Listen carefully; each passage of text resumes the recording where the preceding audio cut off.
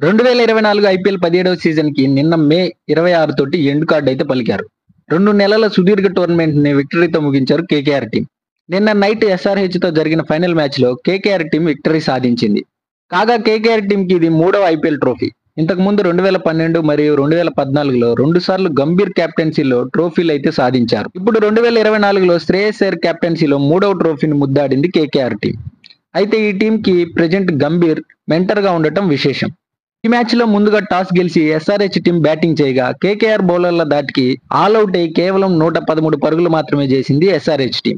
ఈ టార్గెట్ ని KKR team Venkatesh Iyer double strike rate half century దాటికి కేవలం 2 వికెట్లు మాత్రమే కోల్పోయి 10.3 ఓవర్లలో టార్గెట్ ని ముగించారు.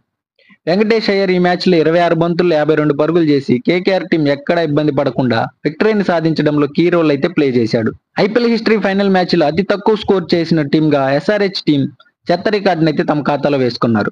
అలానే ఫైనల్స్ లో అతి భారీ విజయం సాధించిన టీం గా కోల్కతా నైట్ రైడర్స్ నిలిచింది. 8 వికెట్లు మరియు 57 బంతులు మిగిల్చి మరీ విజయాన్ని సాధించారు కేకేఆర్ టీం.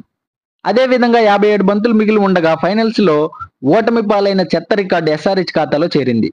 ఈ మ్యాచ్ లో 3 ఓవర్లు వేసిన స్టార్క్ కేవలం 14 పరుగులు మాత్రమే ఇచ్చి 2 కీలకమైన అభిషేక్ శర్మ మరియు రాహుల్ త్రిపాఠి 2 వికెట్లు సాధించాడు. అలానే బౌలింగ్ లో స్టార్క్ కి తోడు రిమైనింగ్ బౌలర్స్ మంచిగా బౌలింగ్ చేశారు.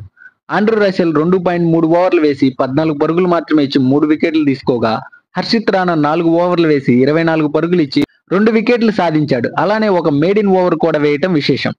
వీరికి తోడు రిమైనింగ్ బౌలర్స్ వైభవ్ అరోరా, సునీల్ నరైన్ మరియు వరుణ్ చక్రవర్తి తలా 1 వికెట్ తీసుకోవడంతో ఎస్ఆర్హెచ్ టీం కేవలం 113 పరుగులు మాత్రమే చేసింది, 10 వికెట్లు కోల్పోయి.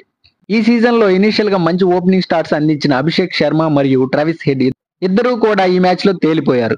అభిషేక్ శర్మ స్టార్క్ అద్భుతమైన బాల్ దాటికి 2 పరుగులకి అవుట్ అవ్వగా ట్రావిస్ హెడ్ వచ్చేసరికి వైభవ్ అరోరా బౌలింగ్ లో కీపర్ కి సునాయాస్ క్యాచ్ ఇచ్చి డక్అవుట్ గా పెవిలియన్ బాట పట్టాడు. ఆ తర్వాత ఎవరూ కూడా కేకేఆర్ బౌలర్స్ దాటికి నిలబడలేకపోయారు.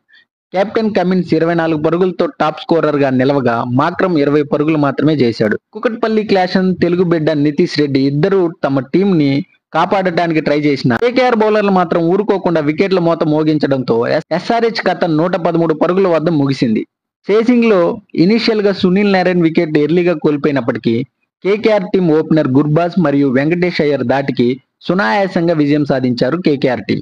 గుర్బాజ్ 39 బంతుల్లో 32 పరుగులు చేయగా వెంకటేష్ అయ్యర్ 26 బంతుల్లో 52 పరుగులతో హాఫ్ సెంచరీ నమోదు చేసి తమ టీంకి విజయాన్ని అందించారు.